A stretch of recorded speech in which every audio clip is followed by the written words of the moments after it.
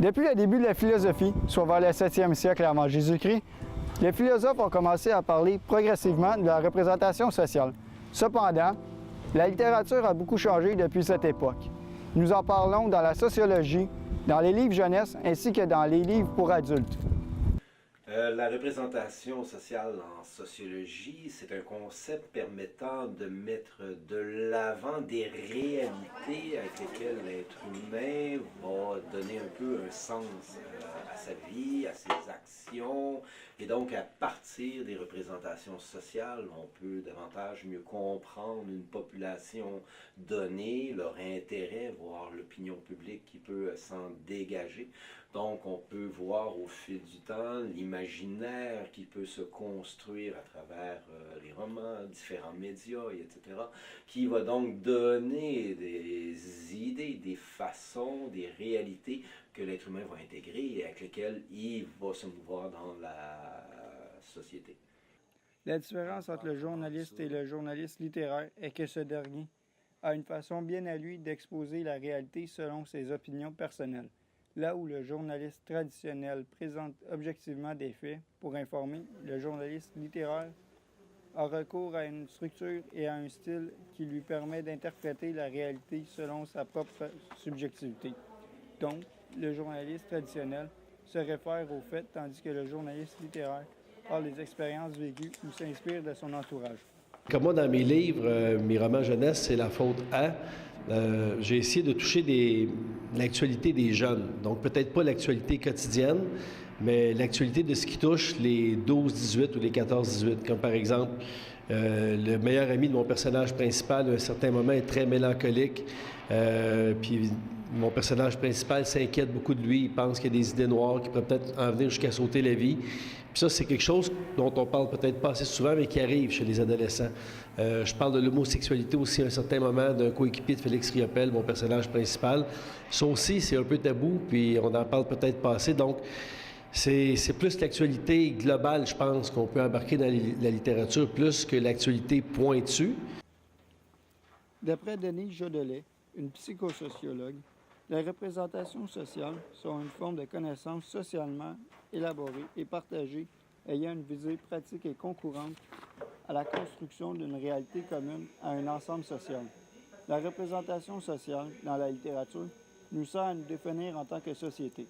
Par définition, la représentation sociale en psychologie est un processus par lequel une image est présentée au sens. La perception, représentation d'un objet par le moyen d'une impression. La représentation que nous avons du monde existant. En quelque sorte, cette représentation est pour que quelqu'un se reconnaisse dans son milieu. Donc, que pensez-vous des auteurs qui se basent sur la vraie vie pour écrire leur roman?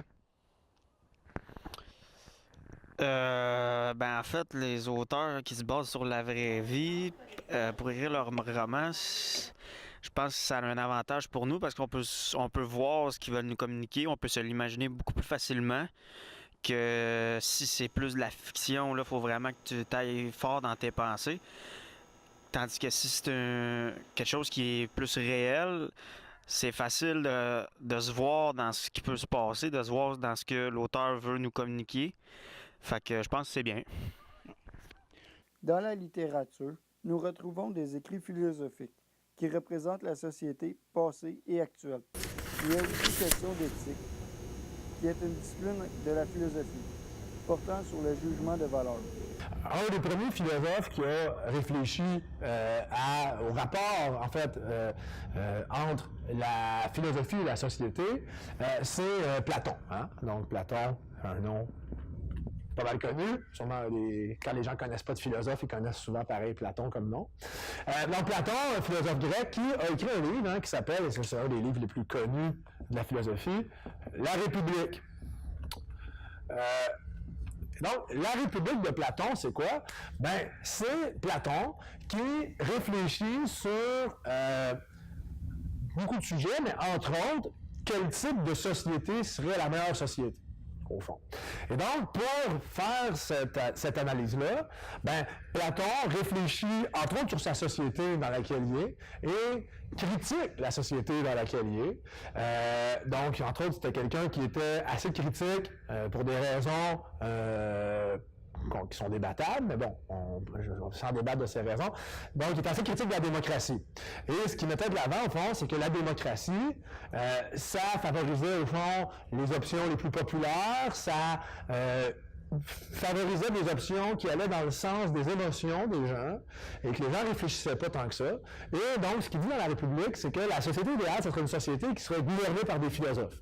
Pourquoi? Parce que les philosophes, sont, selon Platon, ceux qui s'intéressent à la vérité et ceux qui s'intéressent justement à c'est quoi, quelles sont les choses en tant que telles, et donc ils sont pas dans les illusions, ils sont dans la recherche ils sont sortis de la caverne, donc c'est une image connue de Platon.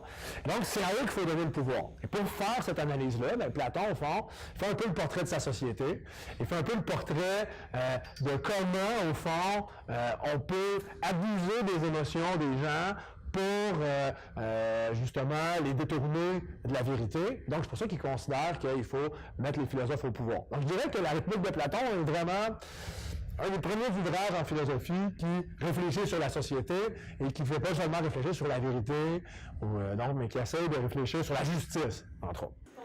Pour plusieurs, le terme représentation ne réfère pas à une même définition. Dans certains cas, celle-ci est imprécise. Cela concerne aussi les représentations sociales, qui sont partagées entre tous. Même s'il est vrai que les membres partagent chacune des représentations sociales, leur sens peut différer entre eux. Ceci est causé par le vécu, l'éducation, la classe sociale, l'origine ethnique, qui teinte la perception de chacun. Le journalisme écrit peut avoir l'avantage de permettre une réflexion plus approfondie, justement un temps de pause, un temps réflexif sur des événements.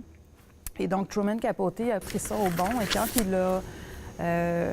quand il a trouvé l'événement de l'assassinat de la famille Clutter au grand complet à Holcomb, pour lui, ça a été un déclencheur. Et là, il s'est rendu sur les lieux, il a commencé ses recherches et il s'est rendu compte que pour bien traiter de ce sujet-là, ça prenait encore plus qu'un article de journal, ça prenait encore plus qu'un long article dans le New Yorker, ça prenait un roman au grand complet.